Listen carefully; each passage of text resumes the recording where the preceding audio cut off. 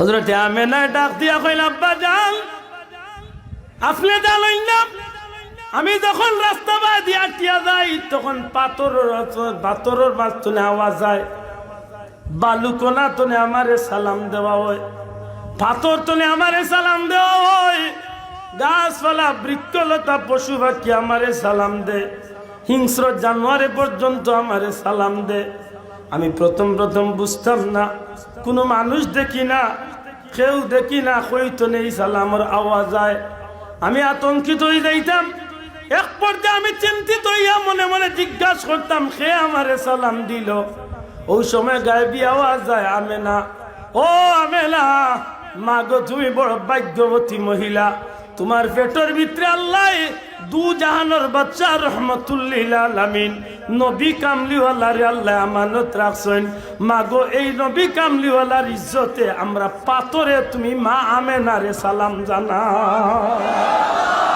আমেনা কইলে পৃথিবীর মানুষ, দুনিয়ার কোন মা যখন গর্ভবতী হয় তখন এই মা খাবে খেয়ালে স্বপ্নে অনেক কিছু দেখে, বিশেষ করে আমরার মা বই নকল গর্ভবতী হওয়ার বাদে মসজিদের হুজুরের গেস্তনে তাবিজ তেল ভরা তাগা বিভিন্ন তান হইন, হুজুর তাবিজ দেখা ভয় করে স্বপ্নে ডরাই যায়।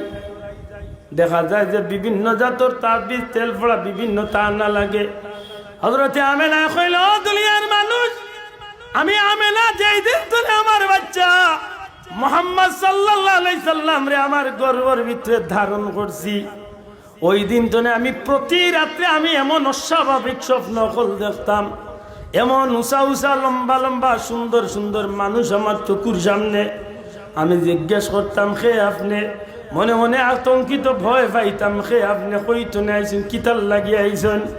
আমার মনের বিষয়টা বুঝতে পারি আজ করিয়া তার পক্ষ তোলে জবাব হইতো, আমেনা, ও আমেনা, আপনি আমারে দেখিয়া চিন্তিত না জানো, আপনি আমারে দেখিয়া আতঙ্কিত না জানো? মা গো আমেনা গো, আপনার পেটের ভিতরে আল্লাহ রহমতুল লিল আলামিন দু জাহানের বাদশা নবী কামলিওয়ালারে রাখছেন। মা গো ই নবী সমস্ত নবী রাসূলের নবী, ই নবী কুল কায়নাতের নবী, এই নবীরে আল্লাহ আপনার পেটে আমানত রাখছেন। আমেনা গো, আপনার মতো ভাগ্যবতী মহিলারে রহমতুল লিল আলামিনের মা জানিয়া আমারে আল্লাহ জান্নাত তনে পাঠাইয়া দিছেন। আমি অমুক নবী, আমি অমুক নবী, আমি অমুক নবী, আমি অমুক রসুল। এক একজন নবী রসুলের স্বপ্নে দেখা দিয়া কইতাম, গো আপনারে সুস্বাগতম সালাম জানাই, আল্লাহ আপনার পেটে দু জাহানের কামলিওয়ালা নবী কাকরে আল্লাহ আমানত রাখছো। নবীর মারে নবী ওগলাইয়া সালাম দিছে। আব্দুল্লাহ দুনিয়ায় যাইবার আগে মনে হয় তার মায়ের নাম রাখিছে। হাসা কথা মা তো ভাইয়া, আমার মা দেখলে একটু টেঙ্গো হয়ে যায়, এটা মারতে রাজি হইয়া না। আমার আপনার কেউ নাম দুনিয়ায় যাইবার আগে মা বাপে রাখিছেন তো, রাখছেন? হযরতে আমেনা কইনি, বাচ্চা কে হইবা, বাচ্চার নাম কি তো হইব? কেন আল্লাহ আমারে স্বপ্নের যুগে অবগত করাই দিছেন। আমি আমেনা আমার সিদ্ধান্ত এই বাচ্চার নাম রাখতাম পারতাম নাই। এই বাচ্চার নাম আল্লাহর পক্ষ থেকে আল্লাহ ঠিক করিয়া দিলাইছেন। এমনকি তৌরাতের মাঝে আল্লাহ আসমানি কিতাবের মাঝে এই নবীর নাম রে আল্লাহ আগে আগে ঘোষণা করিয়া রাখি দিছেন। বড় করে হুক্কা সুবহানাল্লাহ।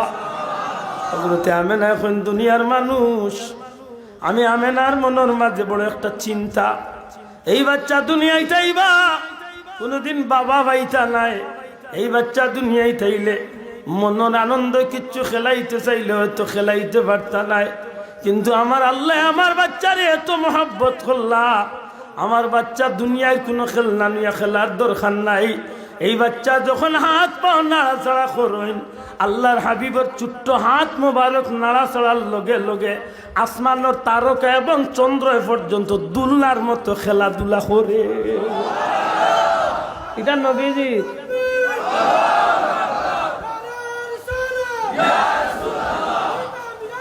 একটা নবীজির 40 বছর পরের কথা নাই রে ভাই, আফসোস লাগে সবে কয়ে 40 বছরের বাদর খান মাথা আগ গেলাম মাথি গেলাম।